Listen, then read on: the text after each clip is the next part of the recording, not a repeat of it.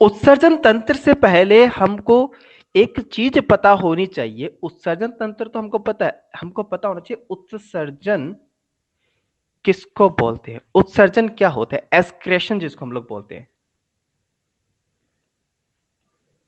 उत्सर्जन यानी कि एक्सक्रेशन क्या होता है।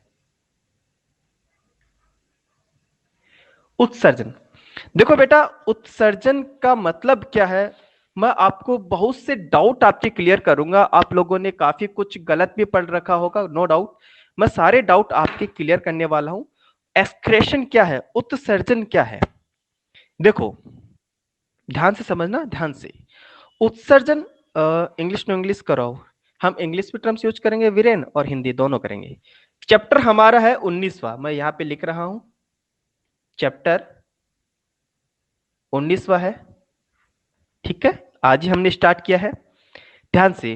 हेलो मुस्कान, अच्छा हैंड टू हैंड नोट्स बना रहे हो, चलो अच्छी बात है। वॉइस प्रॉब्लम है कृतिका, बेटा वॉइस प्रॉब्लम आ रहा है क्या? नहीं नहीं यार, ऐसा तो नहीं होना चाहिए। वॉइस इशू आ रहा है बेटा? बता दो यार, अच्छे बच्चे हो ना आप। नहीं आ रहा वॉइस इशू, ठीक है। Okay okay okay, no problem. चलिए चलिए,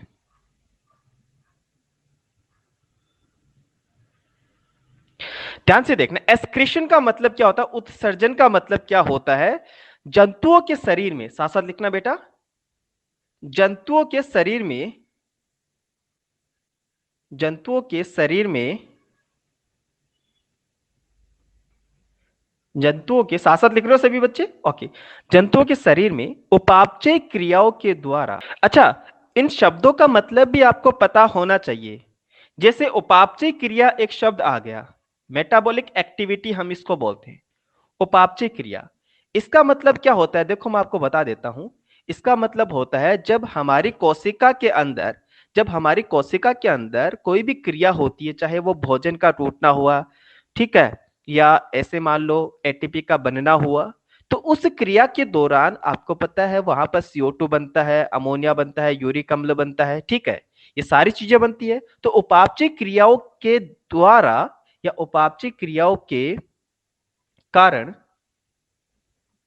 के कारण, लिख लेते हैं, लाइन अच्छे से लिखना, के कारण, पेन थोड़ा चेंज हो गया, मैनेज कर लेना, बहुत से व्यर्थ पदार्थ बनते हैं ना, बहुत से व्यर्थ पदार्थ बनते हैं, यानी कि अपशिष्ट पदार्थ बनते हैं।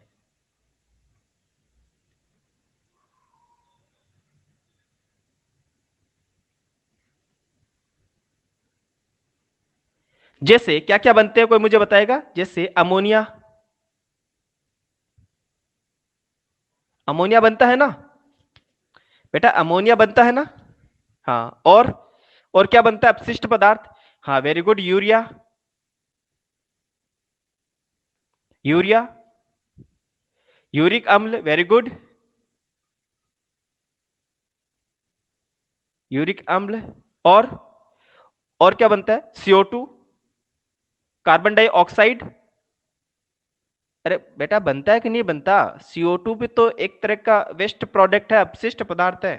वो बात अलग है कि इसको किडनी निकालती, इसको तो फेफड़े निकालते हैं, है ना। तो ये होते हैं अपशिष्ट पदार्थ, यानी कि वेस्ट प्रोडक्ट, जो कि हमारी बॉडी के अंदर बनते हैं, ठीक है। इनको शरीर से बाहर निकालना, अपशिष्ट पदार्थ बनते हैं, इनको शरीर से बाहर निकालना, इसी को बोलते हैं उत्सर्जन। चैप्टर बेटा मैंने कोने में लिख रखा है, 19 वाला चैप्टर है, ओके। कौन सा चैप्टर है? 19 वाला चैप्टर है, मैंने कोने में लिख रखा है, उत्सर्जन तंत्र वाला हमारा चैप्टर है बेटा। कोई दिक्कत नहीं बेटा, हमारी ये पहली स्लाइड है, इट्स ओके, है ना। उपापचय क्रिया के बारे में बताता हूं। हमारी कोशिका के अंदर ग्लूकोज का टूटना या एटीपी का बनना, ये जो प्रोसेस चलती है कोशिका के अंदर, उसी दौरान कुछ अपशिष्ट पदार्थ बनते हैं, कुछ वेस्ट प्रोडक्ट बनते हैं। अमोनिया ही तो यूरिया होता है ना, नहीं गौरव तिवारी? अमोनिया NH3 होता है, और यूरिया अलग चीज होता है, NH2CO NH2 होता है। अमोनिया हालांकि यूरिया में कन्वर्ट होता है, यूरिया में बदलता है।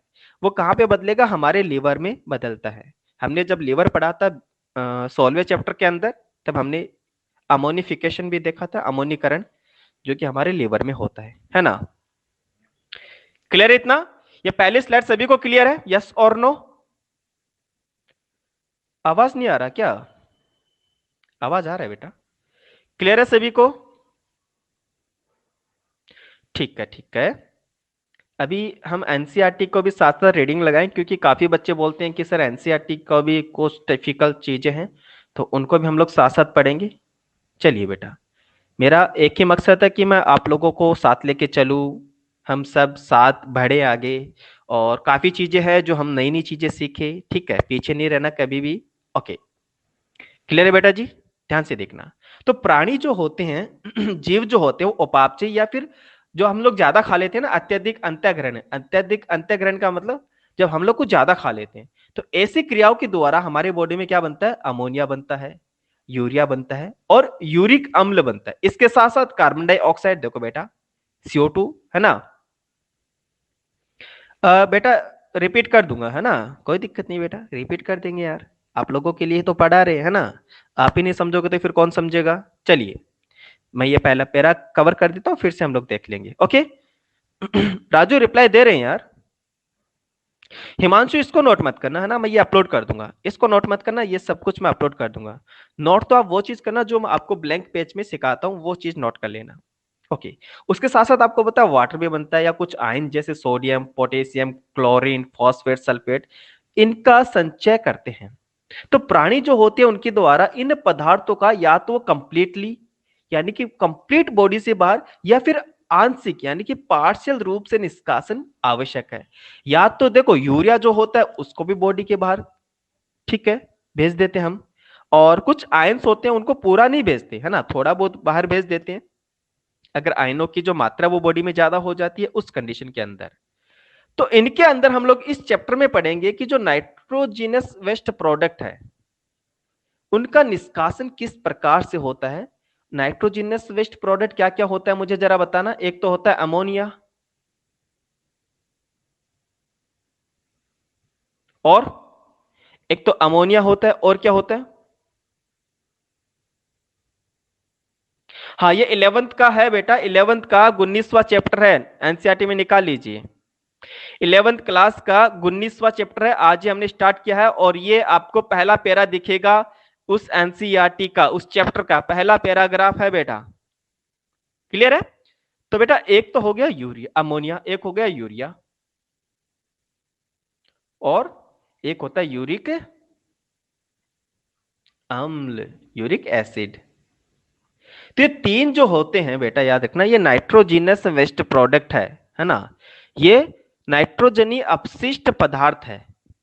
और इस चैप्टर के अंदर नाइट्रोजिनस वेस्ट प्रोडक्ट के बारे में हम लोग जानेंगे।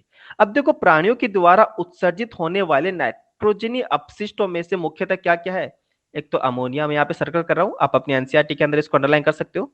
दूसरा यूरिया, और तीसरा यूरिक अम्ल है, यहाँ पे पूरा लिख लेना, यूरिक अम्ल। Page number 290। ओके प्रतिभा, अभी तक हमने 16वां चैप्टर पूरा कर लिया, 17वां पढ़ लिया, 18वां पढ़ लिया। अभी ये हमारा 19वां चैप्टर चल रहा है, 19 वाला चैप्टर चल रहा है। क्लियर है? प्रदीप, सभी को बता देता हूं बेटा, 19वां चैप्टर, 19 चैप्टर एक्सक्रेटरी सिस्टम यानी उत्सर्जन तंत्र वाला चैप्टर हमारा चल रहा है। इट इज क्लियर है सभी को?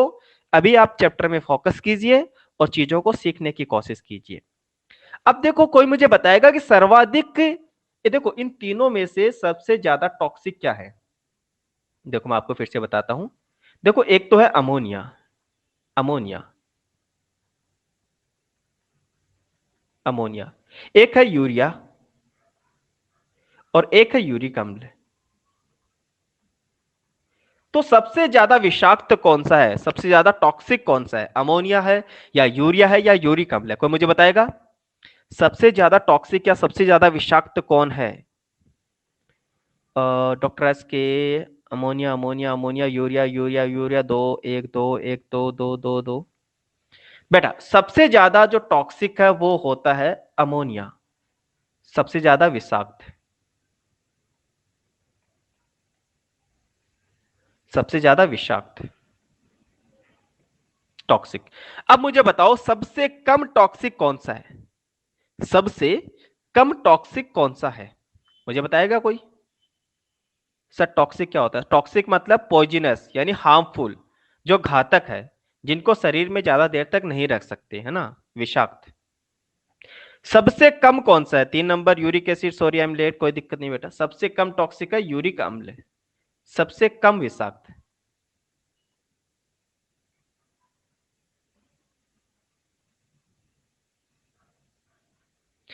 चलिए तो इनका टॉक्सिसिटी ऑर्डर की बात करते हैं। सर एक बार और बता दीजिए, विकास शुरू से बता दें, कोई दिक्कत नहीं, आप इस यहां से फोकस कीजिए ना, कोई दिक्कत नहीं बेटा, कोई दिक्कत नहीं। तो विषाक्तता का क्रम, विषाक्तता का क्रम, तो ये ऑर्डर बेटा आपको याद रखना है, सबसे ज्यादा अमोनिया, फिर यूरिया और सबसे कम यूरिक अम्ल। यस और नो सभी लोग कमेंट करना, ये समझ में आया? यस और नो याद रह जाएगा, कभी कोई भूलेगा नहीं। यूरिक अम्ल क्या होता है बेटा मैं बताऊंगा, अभी तो तीनों को पढ़ेंगे ना, अभी तो आपको ये ऑर्डर याद रखना, इस ऑर्डर को भूल गए ना और क्वेश्चन अगर गलत कर दिए तो फिर जानते हो मेरे को, है ना, क्वेश्चन गलत नहीं करना है बेटा जी, है ना बेटा, क्वेश्चन गलत हमको नहीं करना। इतना क्लियर है सभी को? चलो सीधे माइंड में, ओ हो, सीधे माइंड में, क्या बात है बेटा जी, क्या बात है, मतलब बहुत बढ़िया, बहुत बढ़िया। चलिए तो नेक्स्ट हम लोग बात करते हैं, यहां पर मैं आप लोगों को फिर से वहां पे लेके चलता हूं और उसकी रीडिंग लगाते हैं। बेटा लिख तो दिया ना वहां पे हिमांशु, क्रिस्टल क्लियर है, सीधे स्काई में। यार गौरव ऐसे तो मत करो यार, थोड़ा सीखने की कोशिश करो बेटा। देखो स्टडी है, इसको मजाक में नहीं, मजाक करना है तो हम 5 मिनट एक्स्ट्रा ले लेंगे, है ना। देखो अमोनिया जो होता है वो सर्वाधिक टॉक्सिक होता है, यानी कि आविष आविष यानी कि विषाक्त होता है ना। और इसके निष्कासन के लिए हमको पानी की आवश्यकता भी ज्यादा होती है। तभी तो अमोनिया को निष्कासित करने वाले जो ऑर्गेनिज्म होते हैं, जो जीव होते हैं, वो जलीय प्राणी होते हैं, जल में रहने वाले। क्यों? क्योंकि उनके पास पानी की कमी है नहीं, है ना। और यूरिक अम्ल जो होता है वो सबसे कम विषाक्त होता है, अंडरलाइन करना इस चीज को, सबसे कम विषाक्त होता है यूरिक अम्ल, और इसको बॉडी से बाहर निकालने के लिए जल की कम मात्रा की आवश्यकता होती है। इतनी बातें क्लियर है? ये पहला स्लाइड सभी को क्लियर है? वैसे तो मैं यहां पर अपलोड कर दूंगा, डोंट वरी। पहली स्लाइड सभी को क्लियर है बेटा जी, यस और नो? चलिए नेक्स्ट हम लोग बात करते हैं, नेक्स्ट हम लोग एक एक करके अभी बात करेंगे। सबसे पहले पढ़ेंगे अमोनिया, सबसे पहले क्या पढ़ेंगे बेटा जी हम लोग? अमोनिया। क्या पढ़ेंगे? अमोनिया। अब ध्यान से देखना, अमोनिया के बारे में मैं आपको काफी कुछ चीजें बताऊंगा। हाँ पीडीएफ भेज देंगे बेटा अमोनिया। सभी लोग रेडी हो? मेरे साथ नोट्स बनाएंगे ना सभी बच्चे? सभी बच्चे मेरे साथ नोट्स लिखेंगे अच्छे से?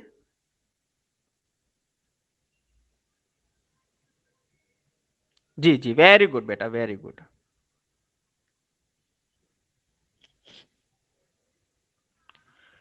ओके माइंड में नहीं, पहले नोट्स लिखना बेटा, नोट्स जरूरी है एक बार, है ना। देखो बेटा जी ध्यान से देखना, अमोनिया जो होता है, पहली लाइन में ये लिखो, अमोनिया जो होता है वो सबसे ज्यादा टॉक्सिक होता है, सबसे ज्यादा विषाक्त होता है। पहली लाइन ये लिखो, अमोनिया सबसे ज्यादा विषाक्त होता है, सबसे ज्यादा विषाक्त होता है, सबसे ज्यादा क्या होता है? विषाक्त होता है, यानी टॉक्सिक होता है। क्लियर इतना?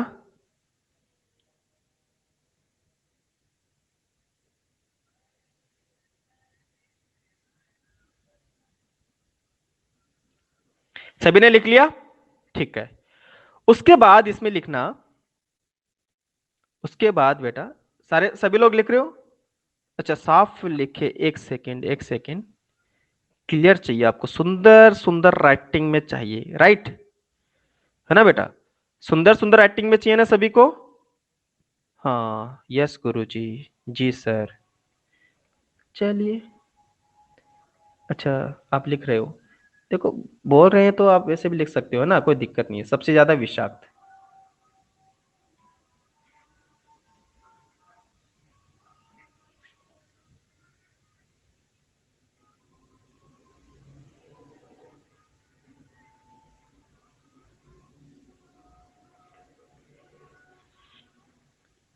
क्लियर है इतना?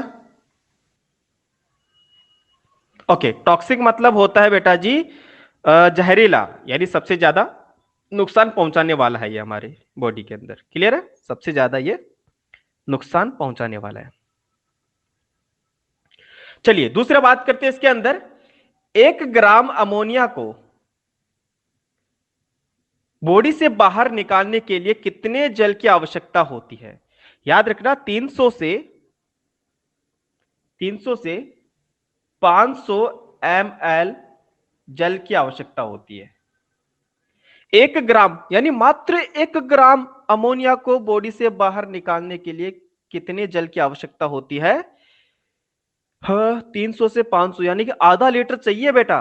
और अगर हमारी बॉडी अमोनिया निष्कासित करने लग जाए तब तो पड़ गई पार बेटा। तब तो मुश्किल हो जाएगा, बहुत ज्यादा मुश्किल हो जाएगा। फिर तो पूरा शरीर जो होगा उसमें तो बेटा पानी ही नहीं रहेगा। क्लियर है ना? उसमें तो पानी ही नहीं रहेगा फिर। इसीलिए बेटा जी याद रखना है। जी जी जी। इसलिए याद रखना है कि अमोनिया को निष्कासित करने वाले जो एनिमल होते हैं वो एक्वाटिक होते हैं। वो कहां पर रहते हैं? वो पानी के अंदर रहते हैं। क्लियर इतना? कहाँ रहते हैं बेटा जी? वो पानी के अंदर रहते हैं। चलिए, मैं बहुत पानी पीता हूं सर, और निकालता भी हूं। बहुत बढ़िया बेटा, बहुत बढ़िया, गजब, सही जा रहे हो, सही जा रहे हो। चलिए, अब देखो, जो अमोनिया का निष्कासित करते हैं उन जीवों को बोलते हैं अमोनोटेलिक। क्या बोलते हैं? अमोनोटेलिक।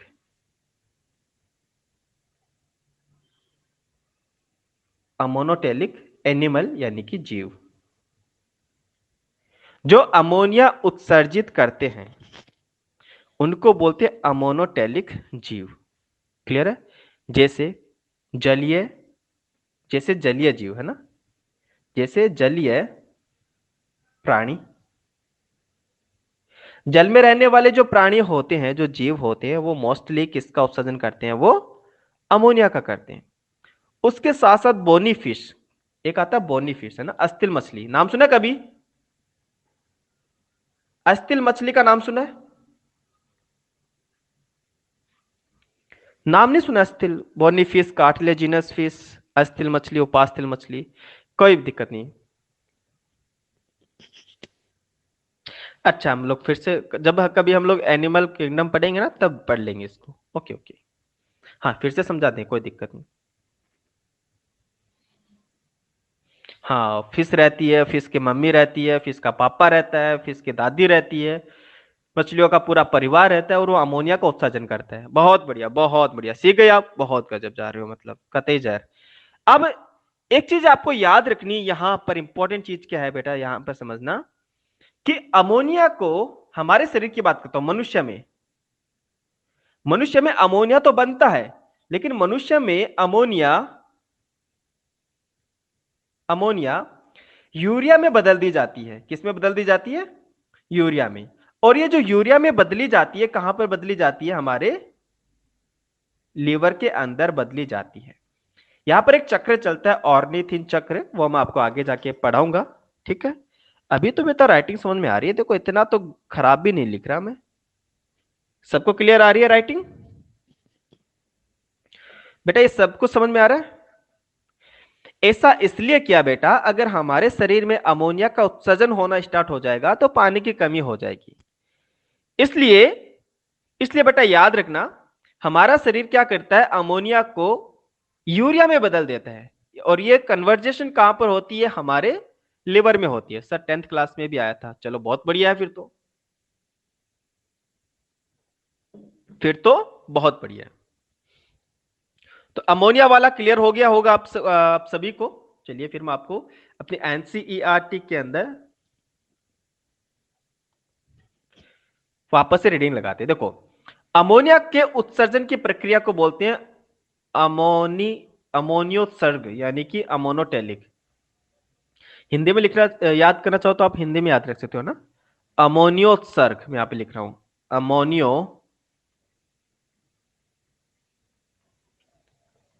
अमोनियोत्सर्ग प्रक्रिया को बोलते हैं। और अनेक अस्थिल, देखो बोनी मछली हिंदी में क्या बोलते हैं उनको, अस्थिल। अंडरलाइन कर लेना बेटा जी, इंपॉर्टेंट है नीट के पर्पज से। कुछ भी शो नहीं हो रहा है बेटा, कुछ नहीं दिख रहा है क्या, शो नहीं हो रहा क्या बेटा, शो नहीं हो रहा क्या, या सुनो, दिख रहा है क्या ये पीडीएफ, हो रहा है हो रहा हो रहा हो रहा हो रहा, दिख रहा है, yes yes yes yes yes yes yes. चलिए, तो ये अस्थिल मछलियां याद रहेगा ना।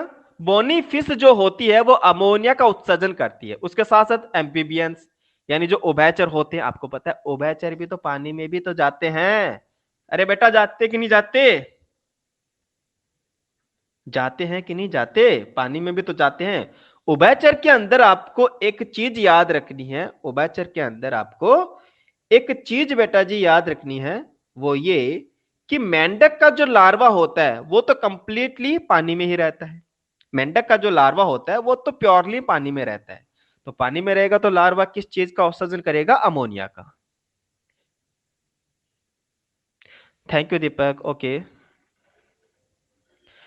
नीतीश आपका आ रहा है, कमेंट आ रहा है, डोंट वरी, ठीक है। थोड़ा पीछे करें, अच्छा पीछे वापस से करें, ठीक है। आप स्क्रीनशॉट ले लीजिए इसका, ले लिया ना सभी ने स्क्रीनशॉट, चलिए आगे चले फिर वापस से।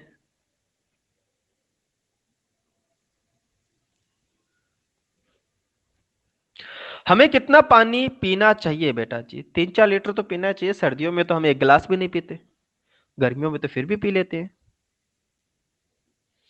अरे सोनू भाई रुको जरा, चलिए कोई दिक्कत नहीं। अच्छा कॉपी में नोट करो साथ साथ, बहुत बढ़िया बेटा।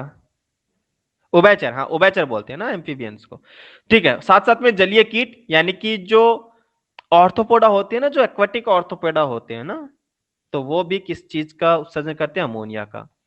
अमोनिया सरलता से पानी में घुल जाती है तो घुलनशील होती है, इसलिए आसानी से अमोनियम आयन के रूप में हमारे शरीर की सतह पर, जैसे मछली हो गया तो मछली के क्लोम यानी जो गिल्स होते हैं ना पानी वाले, जहां से पानी निकलता है पानी अंदर जाता है, उनकी सतह से डिफ्यूजन के द्वारा यानी विसरण के द्वारा उत्सर्जित हो जाते हैं। इस उत्सर्जन में किडनी की कोई अहम भूमिका नहीं होती, ध्यान से देखना। अरे बेटा जी मछलियां जो होती है पानी के अंदर, वो सुसु नहीं करती है ना, वो किसके द्वारा बाहर निकालती है, वो गिल्स के द्वारा, है ना। वो किसके द्वारा बाहर निकालती है, गिल्स के द्वारा, यानी जो क्लोम होती है ना उनके, वो अमोनिया को उसके द्वारा बाहर निकालती है, वो भी किस फॉर्म में, विसरण के द्वारा, है ना। हंसो मत, समझना है बेटा आपको। अरे किडनी होती है बेटा, कहां से ला रहे हो आप। इन प्राणियों को हम लोग क्या बोलते हैं, अमोनोटेलिक, अमोनोटेलिक प्राणी बोलते हैं, यानी अमोनिया उत्सर्जी एनिमल हम लोग बोलते हैं। सभी को क्लियर है, यानी जल में रहने वाले मोस्टली जीव जो होते हैं वो अमोनिया का उत्सर्जन करते हैं। अमोनिया यूरिक एसिड का क्या अलग फॉर्मूला होता है बेटा, बता देंगे, तीनों का बता देंगे, अभी मैंने बताया ना फिर से बता देंगे। चलिए, तो ये बेटा जी आपको याद रखना है, अमोनिया वाला कॉन्सेप्ट क्लियर हो गया होगा। Okay sir, OP 500% clear. अरे रितु जी, हे भगवान, 500% क्लियर कब से होने लगा भाई, है ना।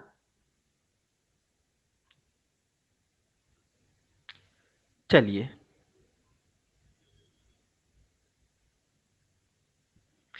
नेक्स्ट बेटा जी हम लोग बात करते हैं इसके अंदर, अमोनिया के बाद में आता है 1000%। चलिए, अभी अभी हमको मार्केट में निकला है नया लॉन्च जो है, 500% भी क्लियर होता है, 99.99%। देखो दूसरा आता है यूरिया। यूरिया की बात करते हैं बेटा जी। अब देखो यूरिया को उत्सर्जन करने वाले जो जीव होते हैं, जो एनिमल होते हैं, उनको बोलते हैं यूरियोटेलिक, यूरियोटेलिक जीव, है ना, यूरियोटेलिक जीव। अमोनिया को उत्सर्जित करने वाले एनिमल होते हैं अमोनोटेलिक, और यूरिया का उत्सर्जन करने वाले जीव जो होते हैं वो यूरियोटेलिक होते हैं। क्यों उत्सर्जन किया जाता है, विकास पूछ रहे हैं कि उत्सर्जन क्यों किया जाता है, क्या जरूरी है भाई उत्सर्जन करने के लिए। सही बात है, ध्यान से देखना, ये जो नाइट्रोजनस वेस्ट प्रोडक्ट होते हैं, ठीक है, जो नाइट्रोजन के अपशिष्ट पदार्थ होते हैं वो घातक होते हैं, उनको हम शरीर के अंदर स्टोर नहीं रख सकते। इसलिए बेटा उनको हमारे बॉडी से बाहर निकालना जरूरी है। तो ये बॉडी के लिए टफ है, हानिकारक है, टॉक्सिक है, और बॉडी के अंदर रहेगा तो बाकायदा जहर बनेगा। इसलिए हमारा शरीर क्या करता है, इनको बॉडी से बाहर निकालता रहता है। निकालने की जो प्रोसेस है उसको हम लोग बोलते हैं उत्सर्जन बोलते हैं। कपिल बेटा हमारा चैप्टर चल रहा है 19वां और आज ही स्टार्ट हुआ है। पहला पैराग्राफ हम लोग पढ़ रहे हैं, एनसीईआरटी निकाल लीजिए, आपको पता चल जाएगा। यूरिया की बात करते हैं। अब कोई मुझे बताएगा, अच्छा किसी को आइडिया, 1 ग्राम यूरिया को शरीर से बाहर निकालने के लिए कितने जल की आवश्यकता होती है? जी हाँ सत्यम, बिल्कुल।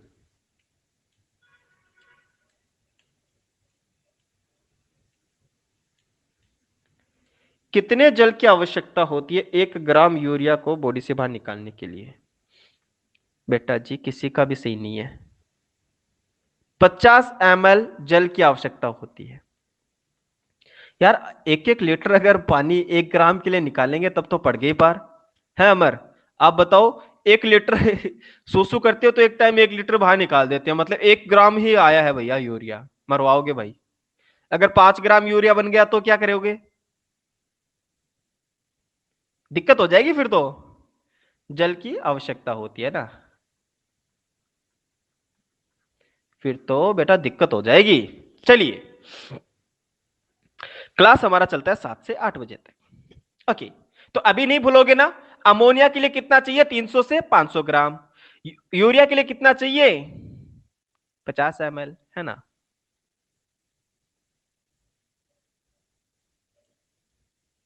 अरे रुको भाई। कमाल करते हो आप भी। चलिए ध्यान से देखना अभी। इसके अंदर एक चीज मैं आपको और बताता हूं, देखो बेटा। अब यूरिया का उत्सर्जन कौन कौन करते हैं, उन एनिमल्स का नाम, एग्जांपल्स की बात करते हैं। किसी को आइडिया कौन कौन से एग्जांपल्स होंगे? देखो, स्तनधारी, जलीय स्तनधारी भी होते हैं और वैसे स्तनधारी भी होते हैं, ठीक है। उभयचर के अंदर तो आता है मेंढक। मैंने आपको बताया ना, मेंढक के अंदर सिर्फ लार्वा जो होता है वो अमोनिया का उत्सर्जन करते हैं, बाकी जो अडल्ट होता है वो यूरिया का करता है। मेंढक के साथ साथ आपको याद रखना सरीसृप, यानी कि क्या हो गया, रेप्टाइल्स, ठीक है। रेप्टाइल्स में भी सारे रेप्टाइल्स नहीं करते, मैं आपको थोड़ा बताता हूं। अच्छा, एक्वाटिक एनिमल आपको बता, कोई मुझे बताएगा क्या? यस और नो में जवाब देना। वेल जो होती है वो क्या वो स्तनधारी है या नहीं है? वेल स्तनधारी है या नहीं है? है, बिल्कुल। तो स्तनधारी हो गया, तो वेल और सील ये दोनों ही बेटा याद रखना, ये यूरिया का उत्सर्जन करता है। और इंपॉर्टेंट क्वेश्चन है, कई लोग इसमें चक्कर खा जाते हैं। इंपॉर्टेंट है बेटा जी, इसमें चक्कर नहीं खाना है, क्लियर करना इस चीज को। एक्वाटिक है लेकिन लोग इसके अंदर वेल देखते समझते यार वो तो पानी में रहती है, काफी बड़ी है, वो तो हो सकता है अमोनिया का उत्सर्जन करती होंगी, उसके पास तो पानी की कमी नहीं है। लेकिन वेल जो है वो स्तनधारी है। ये पॉइंट सभी को क्लियर है बेटा जी, यस और नो? ठीक है, बाकी मैमल्स तो है ही है, स्तनधारी तो है ही है, ठीक है। इसके साथ साथ जो हमने मछलियां पढ़ी थी ना, अस्थिल मछलियां, तो वहां पर देखी थी, यहां पर आती है उपास्थिल मछलियां। उपास्थिल मछलियां,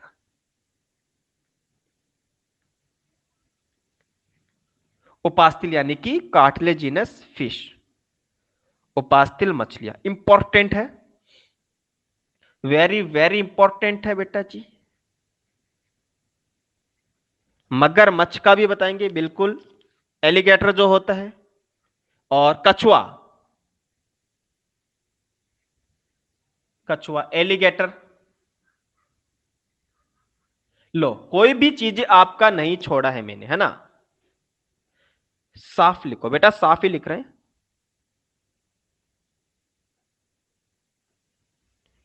ओके, हाँ टर्टोइज बोलते हैं हम इसको। चलिए, तो एक क्लियर है सभी को? बेटा जी सभी को क्लियर है, स्क्रीनशॉट ले लीजिए। सबने नोट कर लिया? जो नोट कर रहे हैं वो नोट कर लिया सभी ने? आप नए स्टूडेंट हैं बेटा, आपका स्वागत है एकता जी, ठीक है। इसकी रीडिंग लगाते हैं फिर, है ना, हम लोग फिर से हम आपको कवर करवाते हैं फिर से देखो।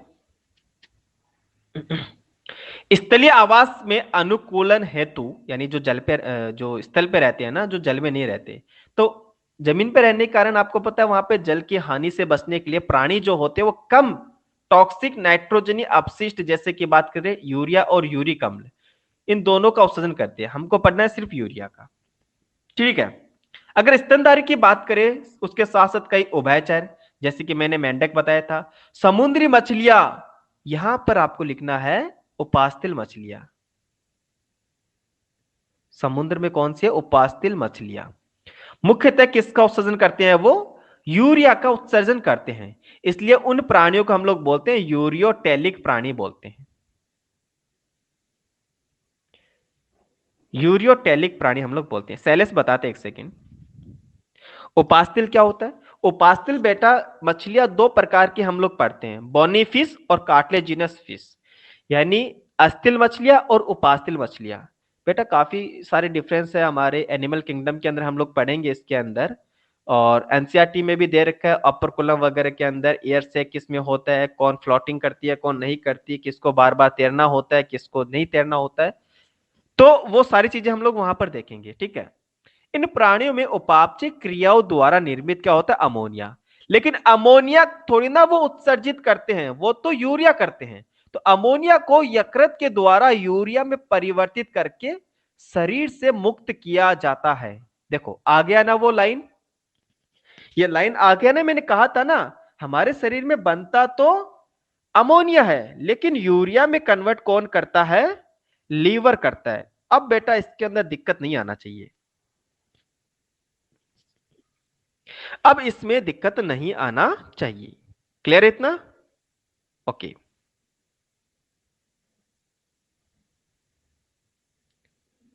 ठीक है। 2000% क्लियर है सर। आज में क्यों नहीं लग रहा है बेटा? मुस्कान लगाओ ना, ऐसा तो नहीं करना। देखो एक एक चीज मैं सीरियसली एक बात बताता हूं आपको, किसी भी चैप्टर का पहला दिन जो होता है वो काफी ज्यादा इंपॉर्टेंट होता है। किसी भी चैप्टर का पहला दिन काफी ज्यादा इंपॉर्टेंट होता है बेटा, है ना? समझते हो आप भी? चलिए, तो आपको भी बेटा यहां पर पहले कुछ चीजों को क्लियर करना है। आवाज स्लो आ रही है क्या कृतिका बेटा? आवाज स्लो आ रही है क्या? नहीं आ रही ना? सही आ रही है आवाज। चलिए, अच्छा आपको तो आज ही मजा आ रहा है चलिए, तो कुछ प्राणियों के अंदर बेटा याद रखना, किडनी की आधात्रियां जो मैट्रिक्स होता है उसमें परासरणता को बनाए रखने के लिए वो क्या करते हैं? थोड़ा यूरिया को स्टोर कर लेते हैं ना। जैसे मैं आपको बताता हूं, कुछ मछलियां जो होती है वो क्या करती है, जैसे मैं आपको वेल की बात करता हूं, तो ये मछली क्या करती है, मान लो बाहर परासरणता ज्यादा है ना, लवणता ज्यादा है, क्योंकि ये समुद्री मछलियां होती है, समुद्र में रहती है, तो वहां पर लवणता ज्यादा है। और वो क्या करती है अपने शरीर के अंदर, किडनी के अंदर ही, यानी वृक्क के मैट्रिक्स वाला जो पोर्शन होता है आधात्री, उसके अंदर ही क्या करती है? यूरिया का स्टोरेज कर लेती है, ताकि अंदर और बाहर जो है वो परासरणता बने रहे। बेटा मन तो देखो, एक चीज मैं आपको बताता हूँ, सारे दिन, हर एक दिन जो होता है वो एक जैसा नहीं जाता। सर एनसीईआरटी की बुक नहीं मिल रही, बुक तो बेटा मिल जाएगी ना। अच्छा गौरव भाई, आपने किडनी बेच के आईफोन ले लिया? अरे बधाई हो, कॉन्ग्रेचुलेशन। छूटे हुए जो चैप्टर है बेटा वो आप रिकॉर्डेड सेशन में देख लेना, सारी चीजें आपको मिल जाएगी, सारे लेक्चर आपको मिल जाएंगे, डोंट वरी। अब तीसरा आता है हमारा यूरिक अम्ल। यूरिक अम्ल की बात करते हैं, ध्यान से देखना बेटा, यूरिक अम्ल की बात करते हैं। यह सबसे कम विषाक्त है, यस और नो?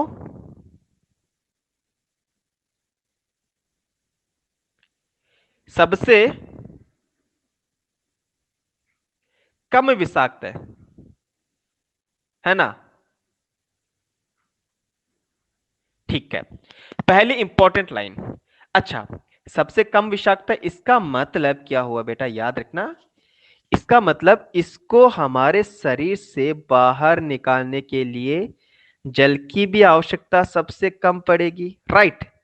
जल की आवश्यकता भी सबसे कम पड़ेगी। तो कोई मुझे बताएगा कितने जल की आवश्यकता पड़ेगी?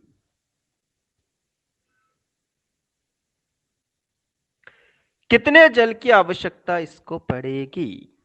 इसको निकालने के लिए 1 ग्राम यूरिया को निकालने के लिए मात्र 10 ग्राम जल की आवश्यकता होती है।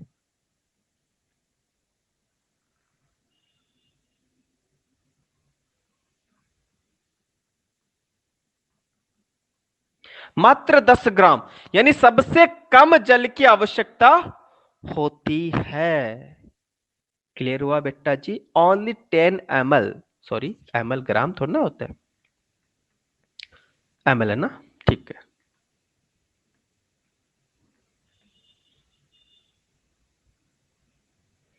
दस ml जल की आवश्यकता होते हैं। छूटे हुए चैप्टर बेटा मैंने बता दिया ना, रिकॉर्डेड सेशन में आपको मिल जाएंगे, है ना। ये हमारा चैप्टर चल रहा है, आज ही हमने स्टार्ट किया, ठीक है। 19 यानी 19वां चैप्टर चल रहा है बेटा, ठीक है। अब इसके उदाहरण कोई मुझे बताएगा? उदाहरण, उदाहरण एक बार फिर से बता देंगे, डोंट वरी। उदाहरण एग्जाम्पल को मुझे बताएगा इसके? एविच यानी कि बर्ड्स, ठीक है, पक्षी। और और जो जमीन पर रहने वाले सरीसृप होते हैं ना, सरीसृप, जमीन पर रहने वाले सरीसृप, यानी काफी, यानी मैनी रेप्टाइल्स, मोस्टली, ज्यादातर। और कीट, वेरी गुड बेटा। इंसेक्ट इंपॉर्टेंट है, इंसेक्ट। और अच्छा, मोलस्क का जो होता है मोस्टली याद रखना, वो यूरिया करता है। यहां पर आपको याद रखना मोलस्क के अंदर एक एग्जांपल होता है घोंगा, ठीक है, स्नेल्स जिसको बोलते हैं हम लोग,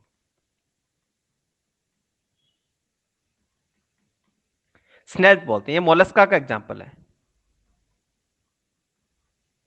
इंपॉर्टेंट है स्टामा कलेना, ये भी किसका एक्सक्रेशन करते हैं, याद रखना, ये करते हैं बेटा जी यूरिक अम्ल का। किसका करते हैं? यूरिक अम्ल का करते हैं, जो कि सबसे कम टॉक्सिक होते हैं। आपने देखा होगा पक्षी जो होते हैं वो सेमी सॉलिड, यानी कि ऐसा मतलब पूरा तरल नहीं होता, एकदम से पानी जैसा नहीं होता, सेमी सॉलिड टाइप का वेस्ट प्रोडक्ट हम अपने बॉडी से वो रिलीज करते हैं ना। तो सेमी सॉलिड टाइप का होता है, यानी उसके अंदर पानी जो होता है वो थोड़ा कम लगता है, ऑब्वियसली बात है। क्लियर है ना? वाटर की रिक्वायरमेंट वहां पर थोड़ा सा कम होती है। क्लियर है बेटा इतना? ओके, ध्यान से देखना। हाँ, चलिए, तो इसका हम लोग रीडिंग लगाते हैं यूरिक अम्ल के बारे में। तो सरीसर्प हो गया, पक्षी बेटा जी, और जो स्थलीय, देखो मैंने यहां पे लिखा था ना, जो घोंगे होते हैं जिसको हम लोग स्नेल्स बोलते हैं, ये मोलस्का के होते हैं। उसके साथ साथ हमारे जितने भी इंसेक्ट होते हैं वो, उनमें नाइट्रोजनी अपशिष्ट जो होता है वो क्या बनता है? यूरिक अम्ल बनता है। क्या बनता है? यूरिक अम्ल बनता है। और इसमें जल की जो मात्रा होती है वो कम से कम एक्सक्रीट होती है, जल की जो मात्रा होती है वो कम से कम यहां से रिलीज होती है।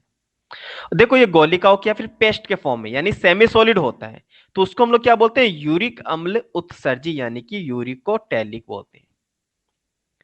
इंपॉर्टेंट है, याद रखना। ऐसे एनिमल को क्या बोलते हैं? यूरिकोटैलिक बोलते हैं। मोलस्क का क्या है बेटा? मोलस्क का जो होता है वो सेकंड लार्जेस्ट फाइलम है, हम एनिमल किंगडम में पढ़ेंगे, ठीक है। तो वहां पर फाइलम पढ़ते हैं तो मोलस्का आता है, जिसमें काफी सारे एनिमल्स इंक्लूड है। ऑर्थोपोडा के बाद में सेकंड सबसे बड़ा फाइलम जो है वो मोलस्का है। प्राणी जगत में कई प्रकार के उत्सर्जी अंग पाए जाते हैं, वो हम लोग आगे जब कल हम लोग डिस्कस करेंगे, इसके अंदर कौन कौन के अंदर क्या क्या चीजें हैं वो सारी बातें हम लोग यहाँ पे देखेंगे, ठीक है ना इतना? ओके, चलिए, तो ब्रेकआउट टाइम, ठीक है बेटा। ब्रेकआउट के लिए मैं ऐसा करता हूं, आपको कल के मैं कुछ क्वेश्चन है वो रह गए थे, मैं सोच रहा हूं कि उसके थोड़े से हम आपको क्वेश्चंस दे दूं ब्रेकआउट के अंदर, काफी अच्छे अच्छे क्वेश्चंस थे, तो उसमें कुछ आपको समझाना भी है, ठीक है। चैप्टर का नाम है बेटा जी, देख लीजिए चैप्टर का क्या नाम है, उत्सर्जित उत्पाद एवं उनका निष्कासन। ठीक है, क्या है, चैप्टर नंबर 19वां है, उत्सर्जन तंत्र है बेटा। कल हम लोग पढ़ेंगे जंतुओं में जो उत्सर्जी अंग होते हैं उनके बारे में बेटा जी कवर करेंगे। तो ब्रेकआउट की बात करते हैं, तो मैं कल वाले क्वेश्चन कुछ है तो वो आपको देता हूं। जय हिंद बेटा जी, जय हिंद। चलिए जी, देखते हैं किस में है कितना दम।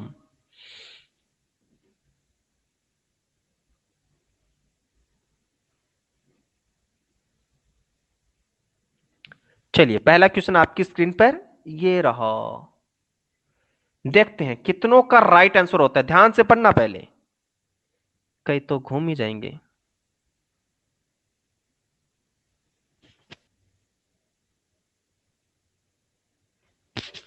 ओके अरे वाह रे मेरे शेर, क्या बात है, क्या बात है, मतलब हो गया, क्यों मजा आया।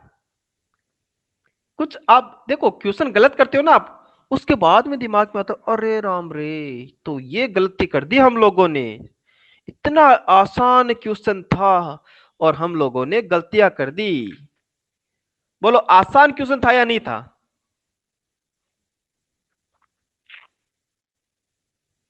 क्वेश्चन गलत होने के बाद में तो बेटा बहुत आसान दिखता है ना, बहुत ज्यादा ही आसान दिखता है हमको।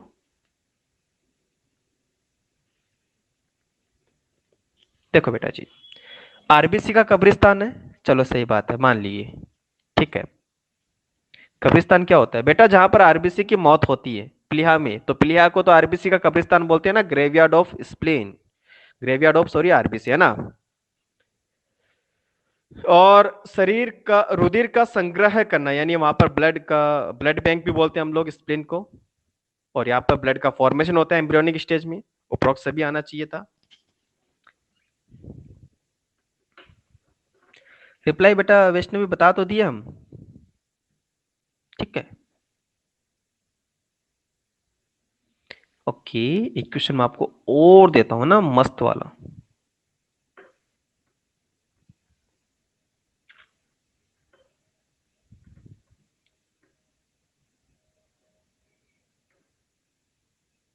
देखते हैं कितने बच्चे सही करते हैं।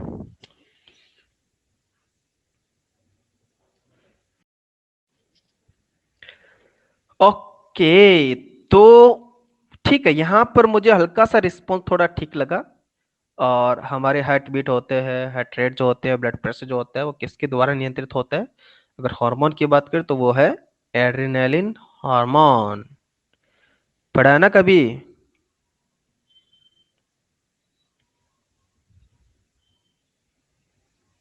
अच्छा मुस्कान, कोई दिक्कत नहीं, कोई दिक्कत नहीं।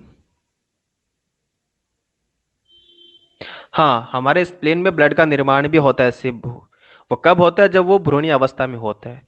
तो भ्रूणी अवस्था के अंदर वहां पर बोन मेरो नहीं बनती, हड्डियां इतनी लंबी लंबी नहीं बन जाती, वहां पर रक्त का निर्माण जो होता है स्प्लेन और लिवर में होता है, ठीक है। एंड और कुछ क्वेश्चन। ओके, अच्छा पिछली क्लास का नहीं पढ़े थे आप, थीम की वजह से गलत हो गया। आज नाम बताना है सर, एस के भाई।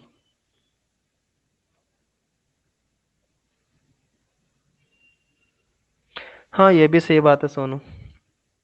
चलिए, स्वागत है बेटा, नए स्टूडेंट का स्वागत है, दिल से स्वागत है, आइए और अच्छे से पढ़िए मन लगाकर। चलिए तो किसी को कुछ डाउट है तो बेटा पूछ सकते हो। ओके हिमांशु, हिमांशु कहाँ पे है बेटा, इतनी लंबी लिस्ट और कहाँ पर ढूंढे आपको। सोनू भाई, okay. Good evening sir. Good evening sir. Very good evening बेटा। पूछ रहे थे कि तो आप बताएं कि यूरिया जो है शरीर के लिए हानिकारक होता है, जी। तो अगर कोई ह्यूमन अगर ज़्यादा देर तक मतलब यूरिया निष्कासित नहीं करता है तो उससे क्या बीमारी हो सकता है? बेटा क्या ज्यादा देर, देखो ज्यादा देर तक अगर मान लो, ऐसा हुआ भी है कई केसेस में, देखे भी हमने कि वो यूरिन डिस्चार्ज नहीं कर पाता है। ऐसी कुछ डिजीज होती है जहाँ से यूरिन डिस्चार्ज नहीं कर पाता, या कोशिश करता है तो भी डिस्चार्ज नहीं हो पाता। उस यस। कंडीशन के अंदर पहली दिक्कत ये होती है कि जो यूरिनरी ब्लैडर होता है, जहाँ पर तो यूरिन स्टोर होती है, यस। अच्छा, उसके अंदर खिंचाव उत्पन्न हो जाता है। अच्छा, एक चीज और मैं आपको बताता हूँ, अगर यूरिनरी ब्लैडर एक बार फट गया, यस। तब बड़ी दिक्कत हो जाएगी, तब वो कॉम्प्लेक्स स्टेज के अंदर चला जाएगा। फिर हो सकता है बंदे की डेथ भी हो जाए। इतने इतनी बड़ी प्रॉब्लम हो सकती है? तो बेटा ब्लैडर फटेगा तो ऑब्वियस सी बात है, जो वेस्ट प्रोडक्ट है वो पूरी फिर अब्डोमिनल के अंदर फैल जाएगा। ब्लैडर नहीं यस। फटना चाहिए ना। जी। यस। तो वो दिक्कत है। बाकी रीअब्जॉर्ब होगा नहीं, ऐसा तो है नहीं कि वो ब्लैडर मतलब फुल भर गया है तो वहां से रीअब्जॉर्ब हो जाएगा यूरिया, नहीं। यूरिया रीअब्जॉर्ब नहीं होता बेटा। आप देखोगे जब मैं आपको लास्ट में पढ़ाऊंगा ना, तो यूरिया का पुनः अवशोषण नहीं होता है। हल्का सा पानी का हो जाएगा, आयनों का हो जाएगा, ग्लूकोज का हो जाएगा, लेकिन यूरिया का पुनः अवशोषण इतना ज्यादा नहीं होता है। ओके सर, यही पूछना था। जी बेटा। Okay. Thank you sir. Welcome बेटा। थैंक यू सो मच बेटा, आप अच्छा पढ़ते हो तब मुझे अच्छा लगता है। शॉर्ट आउट दे दो, ये शॉर्ट आउट क्या होता है बेटा?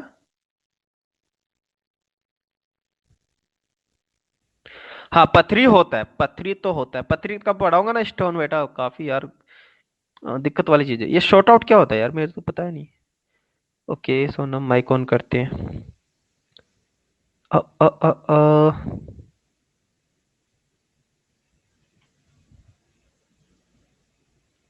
चलिए।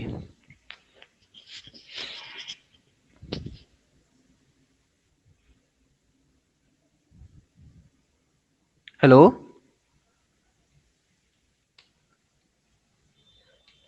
हेलो। आवाज नहीं आ रही, ओके। कोई बात नहीं। हाँ शिबू बेटा।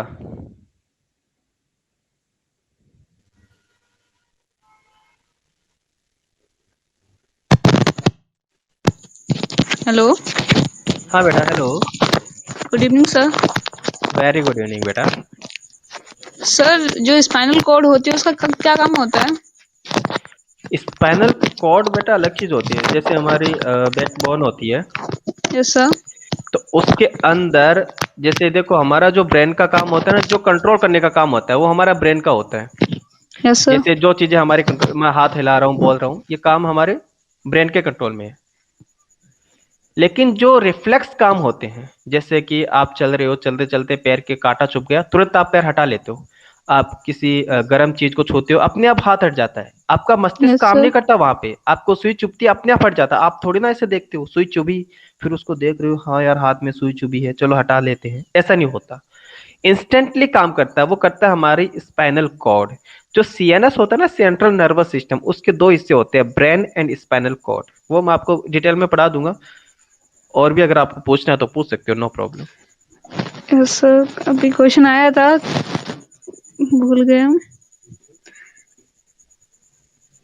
याद करो। अरे सर।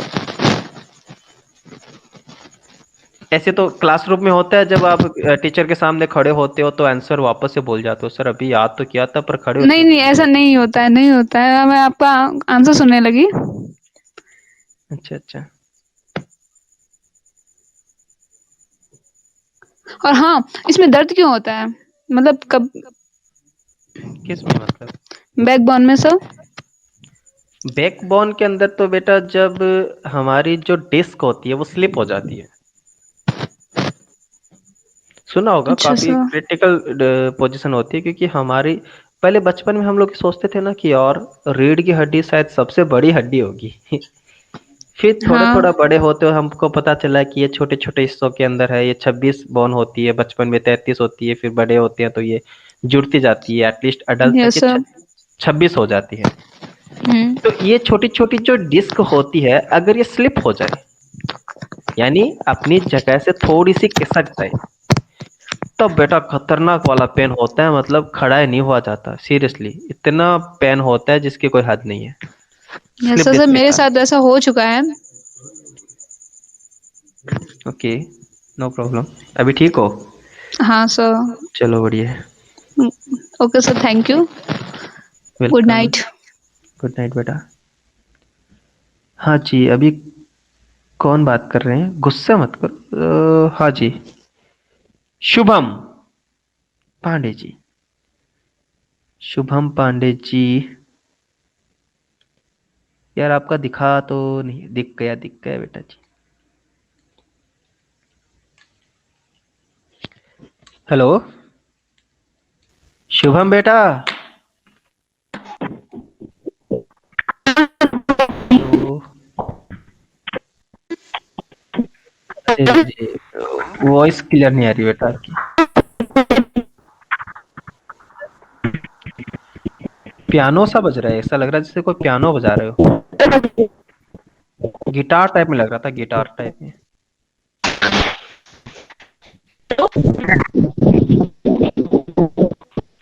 सर एक मिनट। प्रिंस कुमार, ओके ठीक है, डाउट है वो पूछ सकते हो बेटा, कोई दिक्कत नहीं है। प्रिंस कुमार। जो हेलो। हेलो। हेलो। हाँ सर। अरे आवाज जो क्लियर आई नहीं नहीं कर आ रहा रही है, आपको। दो बच्चों की एक साथ आवाज आ रही है। चलिए कोई नहीं बेटा, कल हम लोग बात करेंगे, कल हम लोग इसके क्वेश्चंस करते हैं। ओके, पत्री क्या होती है मैं बताऊंगा बेटा, कैसे होती है, किस तरह से इसको ठीक कर सकते हैं, सारी चीजें पढ़ाऊंगा आपको, डोंट वरी। हाँ, क्वेश्चन आपको मिल जाएंगे।